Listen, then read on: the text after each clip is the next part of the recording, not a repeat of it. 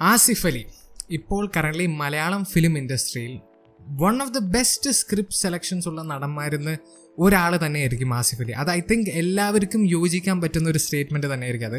കാരണം അദ്ദേഹത്തിൻ്റെ പുതിയ സിനിമയെ സർക്കീറ്റ് വരെ ക്രിറ്റിക്കലി അക്ലെയിംഡ് ആയിട്ട് മാറിയിരിക്കുകയാണ്. ആൻഡ് അദ്ദേഹത്തിൻ്റെ അവസാനത്തെ 6 സിനിമകളും പോസിറ്റീവ് റെസ്പോൺസ് അടിച്ചിരിക്കുകയാണ്. That's huge. ഡബിൾ ഹാട്രിക് എന്ന് തന്നെയാണ് എല്ലാവരും പറയുന്നത്. ആസിഫ് അലിക്ക് ഡബിൾ ഹാട്രിക് അടിച്ചിരിക്കുകയാണ്. അപ്പോൾ ഞാൻ എന്തായാലും ഈ 6 സിനിമകളും കണ്ടിരിക്കുകയാണ് ഒഫീഷ്യലി. അപ്പോൾ ഈ 6 സിനിമകളെ പറ്റിയുള്ള എൻ്റെ ഒരു പേഴ്സണൽ ഒപ്പീനിയൻ ആയിരിക്കും ഞാൻ ഈ ഒരു വീഡിയോയിലൂടെ നിങ്ങളുടെ അടുത്ത് പറയാൻ പോകുന്നത്. ആൻഡ് ഈ ഒരു വീഡിയോൻ്റെ മെയിൻ ടാർഗറ്റ് എന്ന് പറയുന്നത് ഒരു ഡിസ്കഷൻ സ്പാർക്ക് ചെയ്യാനാണ്. നിങ്ങൾ ഈ 6 സിനിമകളും കണ്ടാണ്, നിങ്ങളുടെ ഈ 6 സിനിമകളുടെ ഫേവറേറ്റ് സിനിമ ഏതാണ്, നിങ്ങളുടെ ഈ 6 സിനിമകളെ പറ്റിയുള്ള അഭിപ്രായം നിങ്ങളുടെ എന്താണ്, അത് കമൻറ്റ് സെക്ഷനിൽ ഡ്രോപ്പ് ചെയ്യാൻ മറക്കരുത്. അതുപോലെ എടുത്തു പറയേണ്ട കാര്യം, ആസിഫ് അലി എന്ന് പറയുന്ന നടൻ്റെ ഇപ്പോഴത്തെ കറണ്ട് സ്ക്രിപ്റ്റ് സെലക്ഷനെ പറ്റിയുള്ള നിങ്ങളുടെ ഒപ്പീനിയനും കമൻറ്റ് സെക്ഷനിൽ ഡ്രോപ്പ് ചെയ്യാൻ മറക്കരുത്. എന്തായാലും നമുക്ക് ആദ്യത്തെ സിനിമയും തുടങ്ങാം. അത് വേറെ ഏതുമല്ല, ജിസ് ജോയിൻ്റെ തലവൻ, സ്റ്റാറിങ് ആസിഫ് അലി ആൻഡ് ബിജു മേനോൻ. ഈ സിനിമേനെ പറ്റി പറയുകയാണെങ്കിൽ എനിക്ക് ജനുവലി ഒരു പ്രതീക്ഷയില്ലാണ്ട് ഇരുന്നൊരു സിനിമയായിരുന്നു തലവൻ. പക്ഷേ ഞാൻ തിയേറ്ററിൽ പോയി കണ്ടപ്പോൾ genuinely one of the biggest surprises of 2024 എന്ന് എനിക്ക് പറയാൻ പറ്റും തലവനെ പറ്റി. കാരണം ജനുവലി ഒരു കിടിലൻ, വളരെ എൻഗേജിങ് ആയിട്ടുള്ള ഒരു ക്രൈം ഇൻവെസ്റ്റിഗേഷൻ സസ്പെൻസ് ത്രില്ലറായിരുന്നു. അതിൻ്റെയൊക്കെ അപ്പുറത്ത് അവസാനത്തെ ആ ഒരു ക്ലൈമാക്സ് ട്വിസ്റ്റ് എന്ന് പറയുന്നത് എനിക്ക് പേഴ്സണലി സാറ്റിസ്ഫൈങ് ആയിട്ട് ഫീൽ ചെയ്തു. അഥവാ തിയേറ്ററിൽ നിന്ന് ഇറങ്ങുമ്പോൾ എനിക്ക് ജനുവലി കുറച്ച് കാലത്തിന് ശേഷം ഒരു ടോട്ടാലിറ്റിയിൽ ഒരു നല്ലൊരു ക്രൈം ഇൻവെസ്റ്റിഗേഷൻ സസ്പെൻസ് ത്രില്ലർ കണ്ടൊരു ഫീലാണ് തലവെന്ന് കിട്ടിയത്. അതിൽ കുറേ കാരണങ്ങളുണ്ട്. ആദ്യം തന്നെ എടുത്തു പറയേണ്ടത് ആസിഫ് അലിൻ്റെയും ബിജു മേനോൻ്റെയും ക്യാരക്ടേഴ്സ് തമ്മിലുള്ള ആ ഒരു ഈഗോ ക്ലാഷ് പരിപാടി, അത് പടത്തിൽ ഗംഭീരമായിട്ട് വർക്കായി. അതിന് മെയിൻ കാരണം അവർ രണ്ടുപേരുടെ പെർഫോമൻസ് ആണ്. ബിജു മേനോൻ്റെ കാര്യം ഞാൻ പറയേണ്ട ആവശ്യമില്ല, നമ്മൾ അയ്യപ്പനും കോശി തന്നെ കണ്ടതാണ്. അദ്ദേഹത്തിന് ഇങ്ങനത്തെ റോളൊക്കെ വേറെ ലെവലായിട്ട് ചെയ്യാൻ പറ്റും. ഈ സിനിമയിലും വേറെ ലെവലായി ചെയ്തു. ആസിഫ് അലിൻ്റെ കാര്യത്തിലേക്ക് പറയുകയാണെങ്കിൽ, man what a performer. Biju മേനോൻ്റെയോടൊപ്പം കട്ടയ്ക്ക് പിടിച്ചിരിക്കുക എന്ന് പറഞ്ഞാൽ അതൊരു വേറെ ലെവൽ വർക്ക് തന്നെയായിരുന്നു. Asif Ali did a great job. അതുപോലെ ഈ സിനിമയുടെ വേറൊരു വലിയൊരു ഹൈലൈറ്റ് എന്ന് പറയുന്നത് ഇതിൽ മ്യൂസിക്കാണ്, ദീപക് ദേവിൻ്റെ മ്യൂസിക്. ജനുവലി ഞാൻ സത്യസന്ധത പറയുകയാണെങ്കിൽ എൻ്റെ പേഴ്സണൽ ഒപ്പീനിയൻ ദീപക് ദേവിൻ്റെ കരിയർ ബെസ്റ്റ് മ്യൂസിക് വർക്ക് ചെയ്യുന്ന ഒന്ന് എന്തായാലും തലവനത്തെ വർക്കായിരിക്കും. എജാതി ബാക്ക്ഗ്രൗണ്ട് മ്യൂസിക്കാണ് മാൻ. അതിൻ്റെ തലവൻ ടൈറ്റിൽ ട്രാക്ക് ഞാൻ ഇപ്പോഴും റിപ്പീറ്റിൽ ആക്ച്വലി കേട്ടുകൊണ്ടിരിക്കുകയുണ്ട്. എനിക്ക് അത്രയ്ക്ക് ഇഷ്ടപ്പെട്ടൊരു ടൈറ്റിൽ ട്രാക്കാണ് തലവനത്തെ. അതിനുശേഷം അദ്ദേഹത്തിൻ്റെ രണ്ടാമത് ഇറങ്ങിയ സിനിമയാണ് ലെവൽ ക്രോസ്. ഈ ഒരു 6 സിനിമകളിൽ എൻ്റെ പേഴ്സണൽ ഫേവറേറ്റ് മൂവി ഏതാണെന്ന് ചോദിച്ചാൽ എനിക്കത് സുഖമായിട്ട് പറയാൻ പറ്റും, അത് ലെവൽ ക്രോസ് ആണ്. This movie is a straight a masterpiece. അഥവാ ഹോളിവുഡ് ലെവൽ സാധനം എന്ന് പറയില്ലേ നമ്മൾ, ഇതാണ് ഹോളിവുഡ് ലെവൽ സാധനം. ജെനുവൻലി വളരെ യുണീക്കായിട്ടുള്ള ഒരു വേൾഡ് ബിൽഡിങ്, യുണീക്കായിട്ടുള്ള ക്യാരക്ടേഴ്സ്, അവർക്കാണെങ്കിൽ യുണീക്കായിട്ടുള്ള ക്യാരക്ടറൈസേഷൻസ്, മൊത്തത്തിൽ വളരെ ഒരു യുണീക്ക് വൈബും വളരെ വ്യത്യസ്തമായിട്ടുള്ള ഒരു എലമെൻ്റ് ഉണ്ടായിരുന്ന ഒരു പടമായിരുന്നു ലെവൽ ക്രോസ്. ജനുവലി ഞാൻ ഇങ്ങനത്തെ ഒരു സിനിമ മലയാള സിനിമ എന്നല്ല, ഒരു ഇന്ത്യൻ സിനിമ തന്നെ കണ്ടിട്ടുണ്ടോ എന്ന് എനിക്ക് സംശയമാണ്. പടം കഴിഞ്ഞപ്പോൾ വളരെ ഒരു ഫ്രഷ് മൂവി കണ്ടൊരു വൈബായിരുന്നു ഈ പടത്തിൽ. അതിൽ ആസിഫ് അലി, അമല പോൾ, ഷറഫുദ്ദീൻ, ഇവർ 3 കരിയർ ബെസ്റ്റ് പെർഫോമൻസ് ആണെന്ന് പറയാൻ പറ്റും. And I mean Asif Ali ഈ ഒരു സിനിമയിലൂടെ തന്നെ പ്രൂവ് ചെയ്തു ദാറ്റ് വെറുതെ ഒരൊറ്റ ടൈപ്പ് റോൾ ചെയ്യുന്ന ഒരാളല്ല, he is someone who has versatility. അതുപോലെ എടുത്തു പറയേണ്ടത് ഈ സിനിമയുടെ മ്യൂസിക്. ഈ പടത്തിൻ്റെ വിയേർഡ് വൈബിനോടൊപ്പം ചേരുന്ന രീതിയിലുള്ള മ്യൂസിക്കാണ് ഈ പടത്തിന് വേണ്ടി വിശാൽ ചന്ദ്രശേഖർ ക്രിയേറ്റ് ചെയ്ത് വെച്ച്. ഒന്നും പറയാനില്ല മാൻ, വേറെ ലെവൽ വർക്ക്. ആൻഡ് ഈ സിനിമയുടെ ഡയറക്ടർ എടുത്തു പറയണമല്ലോ, അർഫാസ് അയ്യൂബിൻ്റെ സിനിമയാണ്. ഐ ഡോണ്ട് നോ ഇത് അദ്ദേഹത്തിൻ്റെ ആദ്യത്തെ സിനിമയാണോ എന്ന്. ആണെങ്കിൽ ഐ മീൻ എനിക്കൊന്നും പറയാനില്ല. ജെനുവൻലി ഫസ്റ്റ് മൂവി തന്നെ ഇതുപോലത്തെ ഒരു സിനിമ എടുക്കുക എന്ന് പറഞ്ഞാൽ അതൊക്കെ ഒരു വലിയ റിസ്ക് ആണ്. കാരണം ഇത് എല്ലാവർക്കും ഇഷ്ടപ്പെടുന്ന ടൈപ്പ് സിനിമയല്ല. കാരണം ഇത് ഒന്നാമത് വളരെ സ്ലോ പേസിൽ മൂവ് ചെയ്യുന്ന ഒരു സിനിമയാണ്. അതുപോലെ ചിലവർക്ക് ഈ സിനിമ ചിലപ്പോൾ കുറച്ച് ഓവർ വിയേർഡായിട്ട് തോന്നാനും ചാൻസ് ഉണ്ട്. But if you are a cinema lover, if you want something new from Malayalam film, man, please watch Level Cross. It's a must watch in my opinion. അതിനുശേഷം ഈ ഒരു ആദ്യത്തെ ഹാട്രിക് അവസാനിപ്പിച്ച സിനിമയാണ് adios Amigo. ഈ ഒരു cinema ഞാൻ അന്ന് തന്നെ തിയേറ്ററിൽ കണ്ടാണ്. ആൻഡ് എനിക്ക് അന്ന് തന്നെ വളരെയധികം ഇഷ്ടപ്പെട്ട ഒരു feel good buddy road trip entertainer ആയിട്ട് മാറിയ ഒരു സിനിമ. അതിന് മെയിൻ കാരണം ആസിഫ് അലി എന്ന് പറയുന്ന നടനും അതുപോലെ സുരാജേട്ടൻ എന്ന് പറയുന്ന നടനും, ഇവർ രണ്ടുപേരും തമ്മിലുള്ള ആ ഒരു കെമിസ്ട്രി, ആ ഒരു dynamic was super entertaining man. വളരെ രസമായിരുന്നു. ആസിഫ് അലീൻ്റെ ക്യാരക്ടർ സത്യം പറഞ്ഞാൽ ഒരു ഇറിറ്റേറ്റിംഗ് ക്യാരക്ടർ ആവേണ്ടതായിരുന്നു. ബട്ട് ആസിഫ് അലീൻ്റെ പെർഫോമൻസ് കാരണം ജെനുവലി വളരെ ലൈക്കബിളായിട്ട് മാറി എനിക്ക് പേഴ്സണലി. അതുപോലെ സുരാജേട്ടൻ, ഐ മീൻ ഞാൻ എന്താ പറയുക, സുരാജേട്ടൻ കരയാൻ തുടങ്ങി, ഞാനും കരയാൻ തുടങ്ങുന്നത് ഈ സിനിമയിലൂടെ എന്തായാലും എനിക്ക് മനസ്സിലായി. അതുപോലെ എടുത്തു പറയേണ്ടത് മ്യൂസിക്. ഐ മീൻ ഗോപി സുന്ദറും ഷാൻ റഹ്മാനും ജേക്സ് ബിജയൊക്കെ ഒരുമിച്ചിട്ടാണ് ഈ പടത്തിൻ്റെ പാട്ടുകളും ബാക്ക്ഗ്രൗണ്ട് മ്യൂസിക്കൊക്കെ ഉണ്ടാക്കിയിരിക്കുന്നത്. അപ്പോൾ പറയേണ്ട ആവശ്യമില്ല, വേറെ ലെവൽ മ്യൂസിക് വർക്കാണ്. അതുപോലെ മേക്കിംഗ് വൈസ് പടം നല്ല തന്നെയാണ്. സിനിമയുടെ ഡയറക്ടർ നഹാസ് നാസറാണ്. Nahas Nazar. Again I feel like ഇത് അദ്ദേഹത്തിൻ്റെ ആദ്യത്തെ സിനിമയാണ്, എനിക്ക് ഡൗട്ട് ഉണ്ട് അതിൽ. ബട്ട് ആണെങ്കിൽ അഗൈൻ വേറെ ലെവൽ വർക്ക് മാൻ, സൂപ്പർ വർക്ക്. അല്ലെങ്കിലും കിടിലൻ വർക്ക് തന്നെയാണ്. ബട്ട് ഫസ്റ്റ് ടൈം എന്നൊക്കെ പറയുമ്പോൾ ദാറ്റ്സ് ഇൻക്രെഡിബിൾ. പടത്തിൽ ഇഷ്യൂസ് ഉണ്ടോ എന്ന് ചോദിച്ചാൽ ഡെഫിനറ്റ്ലി ഇതൊരു പെർഫെക്റ്റ് മൂവി അല്ല.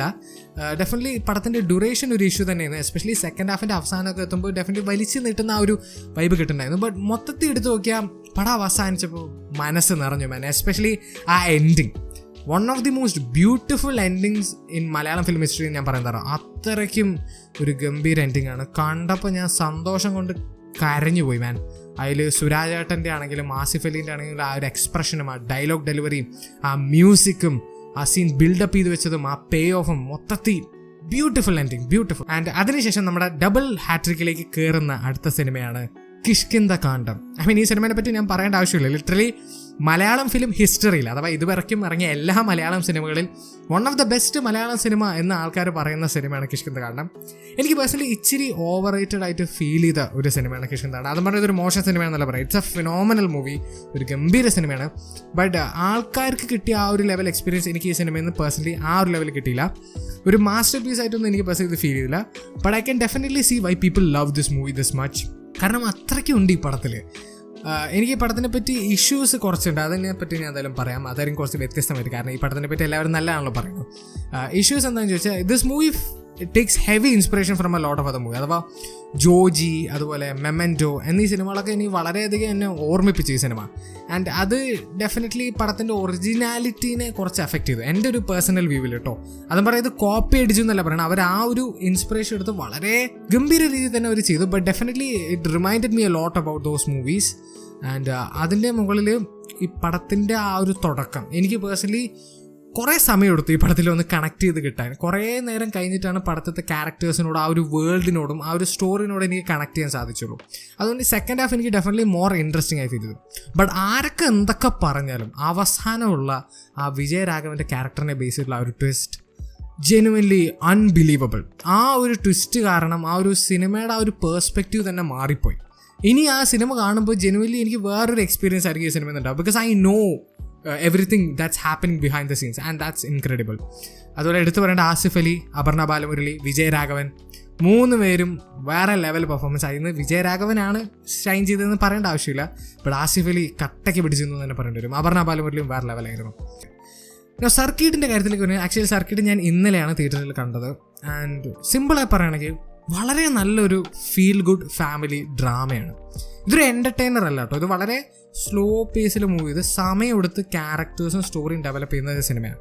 അത് കാരണം തന്നെ എനിക്ക് പേഴ്സണലി ആ ഒരു ആദ്യത്തെ ഒരു 10-15 വേണമെങ്കിൽ 20 മിനിറ്റ് വരെ പടത്തിനോട് കണക്ട് ചെയ്യാൻ നല്ല ബുദ്ധിമുട്ടുണ്ടായിരുന്നു. ഞാൻ ജനുവലി എനിക്ക് അങ്ങോട്ടൊരു കണക്ഷൻ കിട്ടുന്നതല്ല ക്യാരക്ടേഴ്സിനോടും സ്റ്റോറിനോടൊന്നും. പക്ഷെ പിന്നെ പടം മെല്ലെ മെല്ലെ ഒന്ന് ഗ്രിപ്പ് പിടിച്ച് വന്ന് അങ്ങനെ പിന്നെ ഒരു അപ്ഹില്ലാണ് പിന്നെ പടത്തിൽ. പിന്നെ ഓരോ സീനും കഴിയുമ്പോൾ പടം ബെറ്ററായി വന്നു. അതിൻ്റെ അവസാനം പോയി പീക്ക് ലെവലാണ് പടം തീരുന്നത്. കുറേ സീനുകളിൽ ഞാൻ ഇങ്ങനെ എൻ്റെ മുഖത്ത് പുഞ്ചിരിയോടെയായിരുന്നു കാണും. വളരെ സന്തോഷം മനസ്സിൽ കൊണ്ടുവരുന്ന ഒരു സിനിമയായിരുന്നു സർക്കിട്ട്. സന്തോഷത്തോടെ കുറേ സീൻസ് ഞാൻ കണ്ടു. എൻ്റെ സിനിമ കഴിഞ്ഞപ്പോൾ മനസ്സ് നിറഞ്ഞു മാൻ. അത് പുഞ്ചിരിയോടെയാണ് ഞാൻ തിയേറ്ററിൽ നിന്ന്, സന്തോഷത്തോടെയാണ് ഞാൻ, സാറ്റിസ്ഫൈഡ് ആയിട്ടാണ് തിയേറ്ററിൽ നിന്ന് ഇറങ്ങിപ്പോയത്. വളരെ സിമ്പിളാണ്, വളരെ സിമ്പിൾ ഇമോഷൻസിനെ പറ്റി സംസാരിക്കുന്ന സിനിമയാണ്. But it worked. Simple but effective എന്നുള്ളതിൻ്റെ ഒരു വലിയൊരു എക്സാമ്പിൾ ആയിരിക്കും സർക്കിട്ട്. പക്ഷേ ഇതിൽ എനിക്ക് ഇഷ്യൂസ് ഫീൽ ചെയ്തു. For example 2 മണിക്കൂറേ പടമുള്ളൂ. പക്ഷേ എനിക്ക് പേഴ്സണലി ഫീൽ ചെയ്ത് ഒരു 1.25 മണിക്കൂറിൽ തീർക്കാൻ പറ്റുന്ന പടം. കാരണം അത്രയേ ഉള്ളൂ പടത്തിൽ. വലിയൊരു സിനിമയൊന്നുമില്ല. It's a very simple story. അതുകൊണ്ട് വളരെ ഷോർട്ട് ഡ്യൂറേഷനിൽ തീർക്കാൻ പറ്റുന്നു. അങ്ങനെയാണെങ്കിൽ ഈവൻ ബെറ്റർ ആയേനെ. അതുപോലെ അങ്ങനെ ആ ഒരു ഫസ്റ്റ് 10-15 മിനിറ്റ്സ് ഡെഫിനറ്റ്ലി കുറച്ച് കണക്ഷൻ ഒന്നും കിട്ടുന്നുണ്ടായിരുന്നില്ല. അതുകൊണ്ട് കുറച്ച് ബുദ്ധിമുട്ടായിരുന്നു ആദ്യത്തെ ഒരു 10-15-20 മിനിറ്റ് കടക്കാൻ. ബട്ട് അത് കടന്നു കഴിഞ്ഞാൽ ഒരു നല്ലൊരു സിനിമയാണ് നിങ്ങൾക്ക് വേണ്ടി കാത്തിരിക്കുന്നത്. ആൻഡ് അപ്പോൾ എൻ്റെ ഒരു പേഴ്സണൽ ഒപ്പീനിയനിൽ പറഞ്ഞ ആസിഫ് അലി ഡബിൾ ഹാട്രിക് അടിച്ച ഒരു നടൻ തന്നെയാണ്. അദ്ദേഹത്തിൻ്റെ അവസാനമായിട്ട് ഇറങ്ങിയ 6 സിനിമകൾ എനിക്ക് പേഴ്സണലി കിടിലൻ മൂവീസായി തോന്നി. ചിലതൊക്കെ ഗംഭീരമായി തോന്നി, ചിലതൊക്കെ മാസ്റ്റർ പീസായി തോന്നി. ജനുവലി ബെസ്റ്റ് സ്ക്രിപ്റ്റ് സെലക്ഷൻ ഇപ്പോൾ കറൻലി ഏത് മലയാളം നടനാണുള്ളതെന്ന് ചോദിച്ചാൽ അത് എനിക്ക് സുഖമായിട്ട് പറയാൻ പറ്റും, ആസിഫ് അലി എന്നുള്ള നടൻ തന്നെയാണ്. ആൻഡ് ഇറ്റ്സ് സാഡ് ആയിട്ട് ഈ എല്ലാ സിനിമകളും വിജയം ആയിരുന്നില്ല. തലവൻ, രേഖാചിത്രം, അതുപോലെ കിഷ്കിന്ധ കാണ്ഡം, ഈ 3 സിനിമകൾ മാറ്റി വെച്ച് കഴിഞ്ഞാൽ ബാക്കിയുള്ള 3 സിനിമകളും ആക്ച്വലി വിജയമല്ല. ഇതിൽ അടിയ സമയം ഒരു ആവറേജ് വിജയമായിരുന്നു. ലെവൽ ക്രോസ് തിയേറ്ററിൽ പരാജയമായിരുന്നു. ആൻഡ് ഇപ്പോൾ കറൻലി സർക്കിട്ട് തിയേറ്ററിൽ അത്രയ്ക്ക് നല്ല രീതിയിലല്ല ഓടിക്കൊണ്ടിരിക്കുന്നത്, വിച്ച് ഈസ് വെരി സാഡ്. കാരണം പ്രിൻസ് ആൻഡ് ദ ഫാമിലി, അതുപോലെ പടക്കളം, അതുപോലെ തുടരും എന്നീ സിനിമകൾ കാരണം സർക്കിട്ട് താഴ്ന്നു പോയി എന്നുള്ളതാണ്.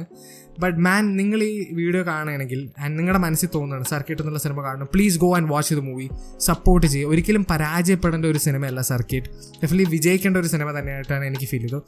So definitely go and watch the movie in theatres. സിനിമേനെ സപ്പോർട്ട് ചെയ്യും. സർക്കിട്ട് മാത്രമല്ല, നിങ്ങൾക്ക് എത്ര സിനിമ കാണാൻ പറ്റും അത്ര സിനിമേനെ സപ്പോർട്ട് ചെയ്യും. Cinema should not be dying. Cinema എന്ന് പറയുന്നത് ഒരു ആർട്ട് ഫോമാണ്. മനുഷ്യന്മാരെ ജീവിക്കാൻ പ്രേരിപ്പിക്കുന്ന ആർട്ട് ഫോംസിൽ ഒന്ന് തന്നെയാണ് സിനിമ എന്ന് വിശ്വസിക്കുന്ന ഒരാളാണ് ഞാൻ. ഒരു വിജയം ഡിസേർവ് ചെയ്യുന്ന സിനിമ ഒരിക്കലും പരാജയപ്പെടരുത്. കാരണം അത് എൻ്റെ ഒരു പേഴ്സണൽ ഒപ്പീനിയൻ വളരെയധികം സങ്കടം മനസ്സിൽ കൊണ്ടുവരുന്നൊരു കാര്യമാണ് ഇതുവരെയ്ക്കും എനിക്ക്. അപ്പോൾ സർക്കിട്ട് എന്ന് പറയുന്ന സിനിമ ഒരു വിജയം ഡിസേർവ് ചെയ്യുന്ന സിനിമയാണ്. അപ്പോൾ നിങ്ങൾ സർക്കിട്ട് എന്നുള്ള സിനിമ തിയേറ്റർ കണ്ടില്ലെങ്കിൽ ഉറപ്പായിട്ടും തിയേറ്ററിൽ തന്നെ കാണാൻ പറ്റുന്നൊരു സിനിമ തന്നെ, വേർത്ത് വാച്ച് തന്നെയാണ്. ഫാമിലിയോടൊപ്പം പോയിരുന്ന് കാണാം. അപ്പോൾ ഉറപ്പായിട്ടും തിയേറ്ററിൽ തന്നെ കാണാൻ ശ്രമിക്കുക സർക്കിട്ട് എന്ന് പറയുന്ന സിനിമ. അതിന് പറ്റുന്നത്രയും നല്ല രീതിയിലുള്ള ഒരു വിജയം കൊടുക്കുക എന്നുള്ളത് നമ്മൾ സിനിമ ലവേഴ്സ്, നമ്മൾ ഓഡിയൻസ് എന്നുള്ള ആളുടെ ഒരു കടമയായിട്ട് കാണുന്ന ഒരാളാണ്. So let us save cinema man, let us save good cinema. എന്തൊക്കെയാണെങ്കിലും അതാണ് എൻ്റെ opinion on the double hattrick of Asif Ali and Asif Ali's incredible script selection. നിങ്ങൾ എന്തായാലും വീഡിയോ ഇഷ്ടപ്പെട്ടെങ്കിൽ ലൈക്ക് ചെയ്യുക, ഷെയർ ചെയ്യുക, സബ്സ്ക്രൈബ് ചെയ്യുക, നോട്ടിഫിക്കേഷൻ നടത്താൻ മറക്കരുത്. And I will see you guys in the next video. Bye by.